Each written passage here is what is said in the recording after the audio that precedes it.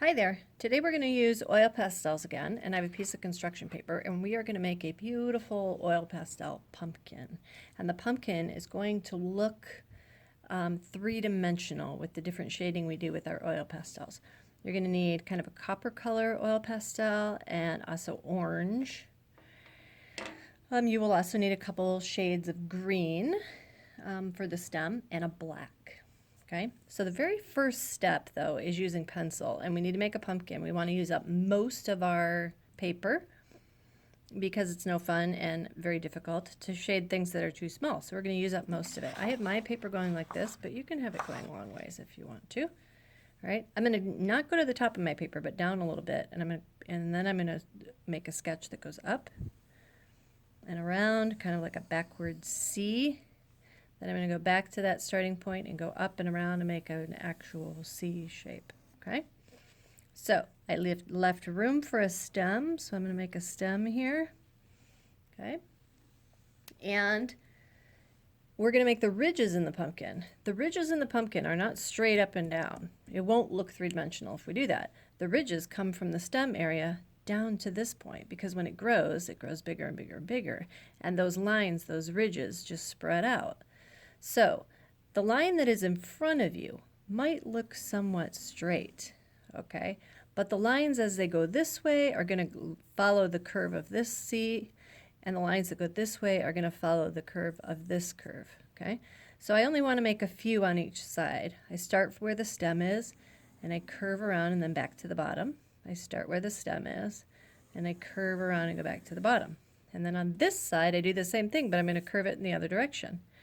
Go over here, curve from the stem back to the center of the bottom, go around like that, and maybe one more. I don't want to do too many because I'm going to be shading in between, and I want to leave lots of space for that shading.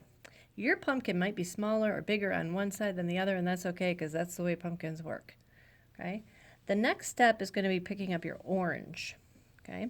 We're going to use orange in the middles of all of these seams. We're just going to press really hard because you're going to want to cover up that paper underneath, okay? And you don't want any of that other paper showing through. You could be doing this on white paper. You can do it on the green paper that you were provided. It's up to you. I like it on green. It covers up the green, and then it looks real fall-like. It goes well with fall. This is a good piece of artwork to decorate your house with in the fall. Okay. Now you will get the oil pastels all over your fingers, and you just don't worry about it till you're all done.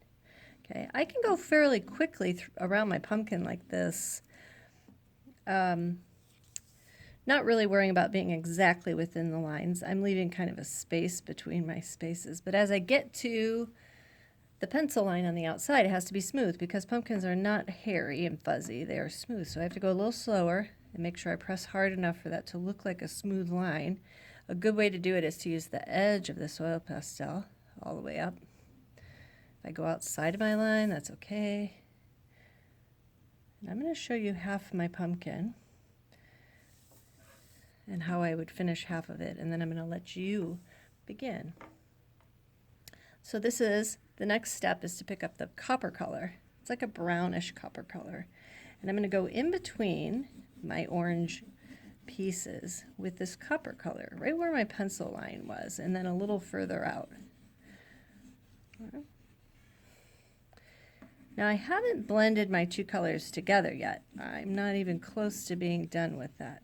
All I did was really make an orange stripe and then a copper stripe and an orange stripe and a copper stripe. Now what I have to do is take my copper and actually crisscross and go over my orange and blend those together. Oil pastels are made out of oil paints, and it's really easy to mix the colors together. It's like a paint stick. So I'm going right across it all like this, blending them together. When I'm through doing this with the copper color, I'm going to pick my orange back up and do the same thing with my orange and fill in those little spaces I see. Okay. So you can see it's starting to look more like a shadow in there, but I see a lot of paper showing, and I'm going to go through and cover that up. And at the same time, I'm kind of mixing it in with I can mix and crisscross over that brownish color so that it looks like a smooth pumpkin surface. All right. You can kind of see that this is brown and this is orange, but there's no clear definite line as to when one starts and the other one stops, right? They're blended on top of each other in between. Okay, I have all of my orange and my copper color done, and I can see all my ridges. And now I want to explain to you that right here and right here on the pumpkin, there would be a shadow. So we're going to add a little bit of the copper in there. The sun would have trouble, you know, getting all the way in there, and there would end up being somewhat of a shadow. Okay. Also on my stem is also round. So I'm going to do the outside of my stem, like the outer part, a green. And this is a hard green to use because it's very fat, but that's okay. And then I'm going to use yellow in the center. And then I'm going to do the same thing like I did with my pumpkin, where I'm going to pick up my green back up, and I'm going to blend them together a little bit. But using the two colors will help it to look more three-dimensional. Okay? We have one more step, and that's with your little black that you have. In order for this pumpkin to not look like it's floating, we need to have a shadow underneath. And you fill in this space with black because the pumpkin is creating a shadow.